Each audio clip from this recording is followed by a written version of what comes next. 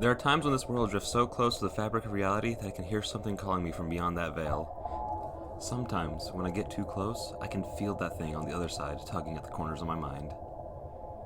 I'm worried about Carlos. He doesn't seem to be taking this so well. In case you don't know, I work at the crappy gas station at the edge of our small town, and weird things have been happening for as long as I've been here. I finally started to tell some of my stories, and if you haven't caught up yet, I would like to invite you to read Part 1 and Part 2. When I returned to work after my post yesterday, I was delighted to find a stack of receipt paper sitting neatly on the register counter, with notes written in my own shaky handwriting. I don't remember writing all these notes, but then again, I don't remember a lot of things. It is possible that I'm working too hard, or maybe the fumes coming from beneath the gas station are playing tricks on me.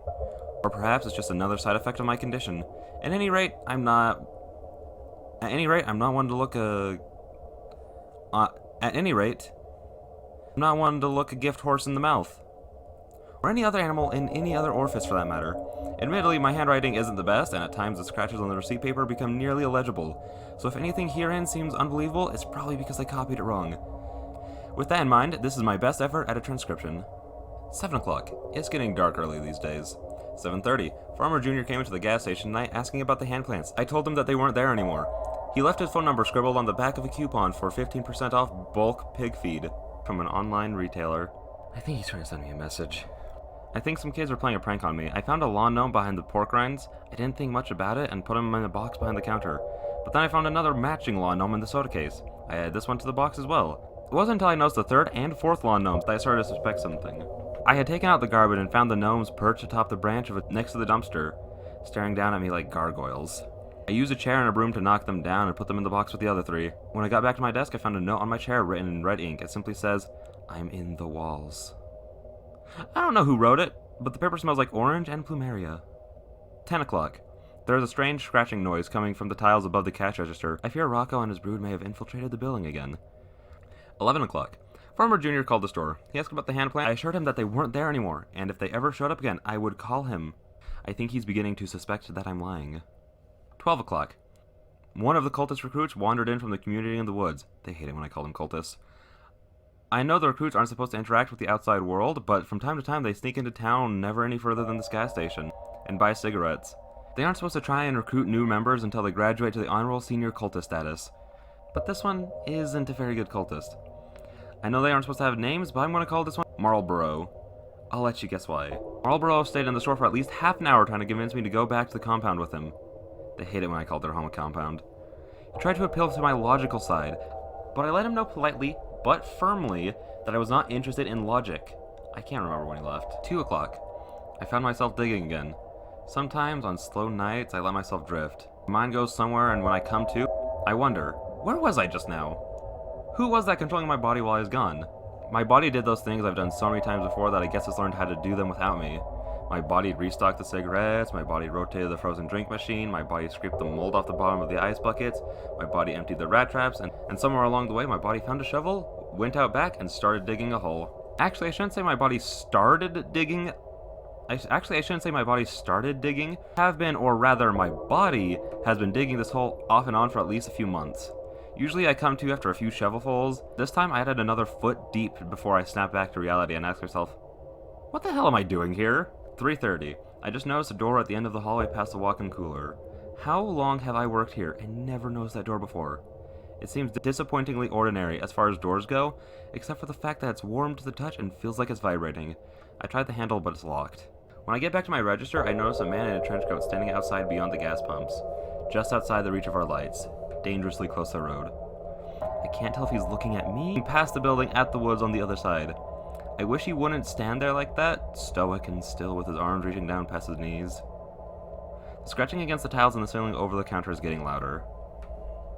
3:45. A man came into the store rolling a large white ice chest behind him.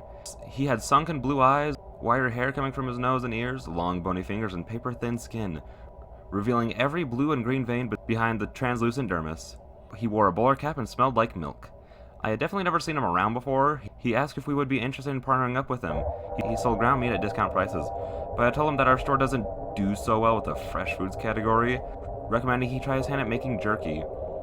Before he left, Before he left, he scooped out a pound or so of raw ground meat from the ice chest onto a piece of parchment paper and gave it to me as a sample. Once he had left, I took the meat into the cooler where I found another law gnome waiting for me.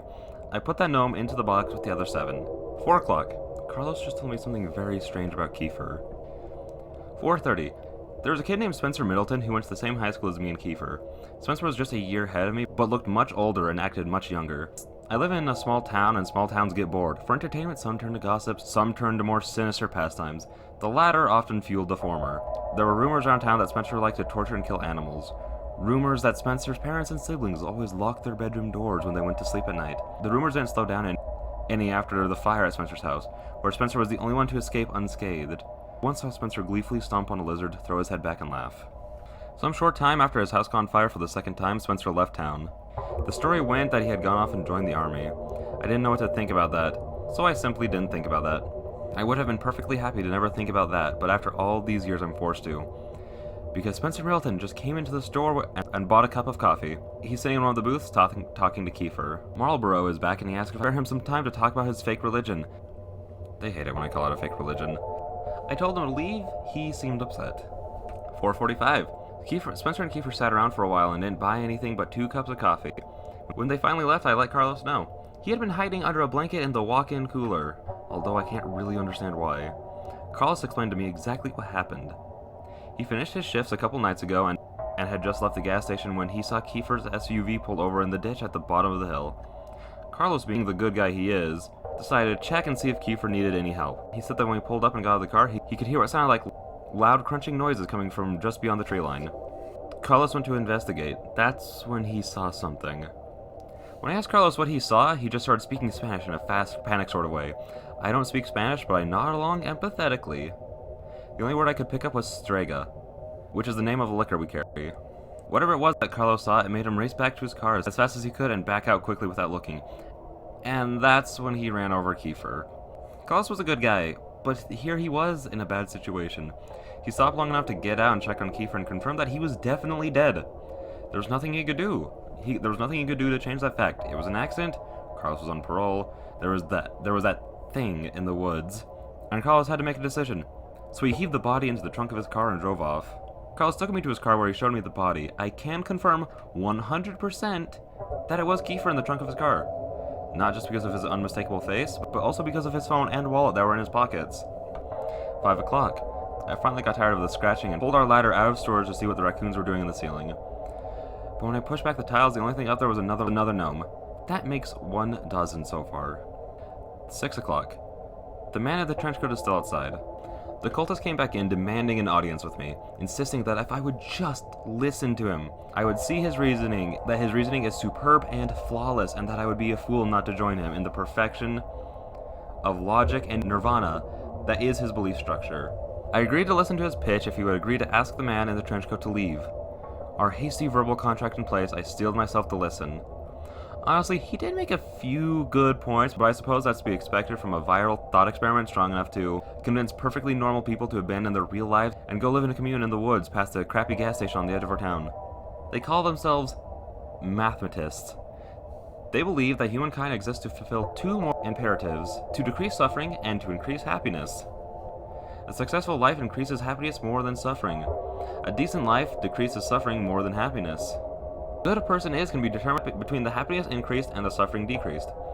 Obviously, if the individual has a negative spread, that is, if they increase happiness less than they increase suffering, or if they decrease suffering less than they've decreased happiness, then that means very simply that the individual is bad. Therefore, if an individual causes a tremendous amount of happiness and suffering, one can simply determine which is higher, and use this perfect rubric to determine whether that individual is good or bad. Simple, right? The mathematists believe that the world has been going about good and bad in the wrong way. For eons, we've been attempting to increase happiness when instead we should have been focusing on decreasing suffering. As happiness is a fluid concept, and the more happiness you create, the harder it is to sustain. As happiness has a clear set of diminishing returns, suffering, however, is consistent. Suffering results from happiness coming to an end. Suffering is pure and eternal. For a mathematist to be supremely good, they must simply end all suffering. That is why the mathematists are working on a bomb to destroy the entire planet. By ending all life on Earth, they end an infinity of suffering into the future. With every life they avert, an An entire lineage of people that would be born into a life of suffering will no longer.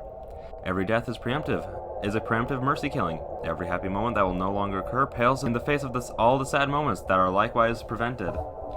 And so, as Marlborough explained, their murder cult believes that killing is a kindness. I told him his ideas were stupid, and he was stupid, and that he had to go tell the man in the trench coat to go away. 6:30. The phone rang. This is strange for 2 reasons. First, because it was not a landline, it was a cell phone, even though we don't get cell service way out here. And second, because it was the cell phone, the one I took off of Kieffer's body. I'll admit, I was stuck in a bit of a moral quandary ever since Carlos confided in me. On the one hand, Carlos had killed someone. On the other, it was an accident, and Carlos's parole officer may not see it that way. I thought I would have a bit more time to figure this out, but when the cell phone started ringing, I knew I had to make a decision. I answered it. I didn't speak first. The voice on the other line was one I recognized. "You have something that belongs to my boss." It was Spencer Middleton. "His cell phone and his wallet?" I answered. "What? No! We don't care about that crap. We can buy more phones, we can get more wallets. You know what we want." He was right. I did. It was an accident, I explained. "We know. We want to make a deal. You give it back and we pretend this whole thing didn't happen. Can we do that?" Absolutely. 7:30. Carlos came in for a shift half an hour ago, and I explained the deal to him. He wasn't thrilled, but as I laid it out very clearly, we didn't have a choice. We parked Carlos's Camry behind the gas station near the growth of hand plants, and made a point to stand far enough away to not get our ankles grabbed. Kieffer's SUV drove up a few minutes later. Spencer was driving. He and Kieffer got out without a word, sized us up, and opened the back of their vehicle. Carlos popped his trunk. Kieffer and I stared at each other, keeping eye contact the whole time while Carlos and Spencer transferred the body from one vehicle to the other. Spencer had a tarpaulin blanket ready to wrap everything up. When it was over, Kieffer put a hand on my shoulder and whispered in my ear, "You're done good." Then they left. Carlos started crying as I went back inside the store. It was almost daytime, and that's when the new part-timer was supposed to take over. 8 o'clock. The part-timer is late, and I'm overdue for a lunch break. I made the best of my extra time here, and by putting price stickers on all the lawn gnomes. We're ringing them up as miscellaneous grocery for $9.99 each. And I've already sold a couple. I'm a really good employee. 8:30. I went into the bathroom and saw a man standing there with his jeans at his ankles. He wore red and white checkered boxers and a cowboy hat. He smiled when he saw me and simply said He smiled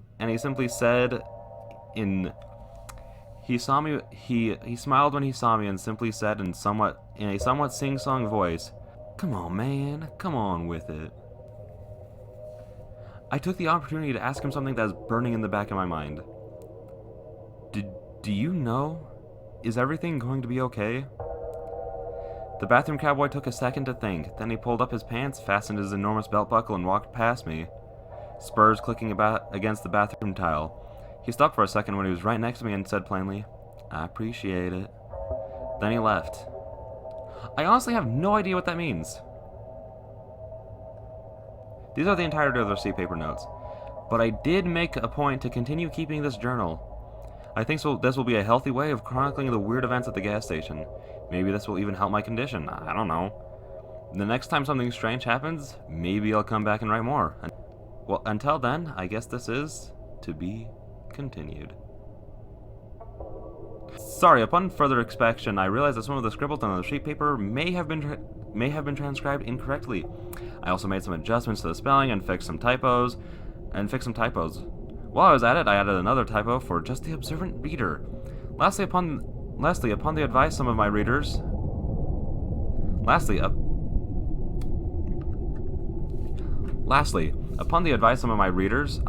I removed the part where I listed Farmer Jr.'s social security number and address. Also, special thanks to the reader that pointed out that strega isn't even a Spanish word.